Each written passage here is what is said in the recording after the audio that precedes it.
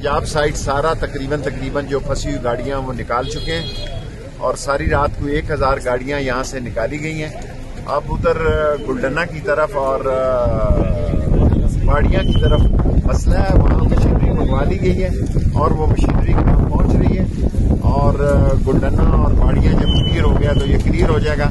इस वक्त गाड़ियां सिर्फ गुलडना और बाड़ियां में फंसी हुई हैं, बाकी ये रोड काफी हद तक 70-80% हमने रोड क्लियर है और पैदल लोगों को भी रोक दिया और पिंडी से आने वाली मरी की तरफ जाने वाली गाड़ियां भी रोक दी हैं ताकि पहले ऊपर का रश जो है हम वो नीचे ले जा सकें। चीफ मिनिस्टर साहब ने कॉल की है, सारे रेस्ट हाउसेज भी यहाँ सरकारी खोल दिए गए हैं।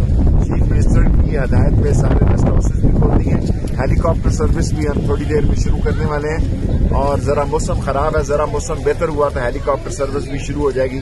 अगर कहीं दूर दराज किसी जंगल में भी कोई फंसा है तो उसको भी हम ढूंढ निकालेंगे इंशाल्लाह।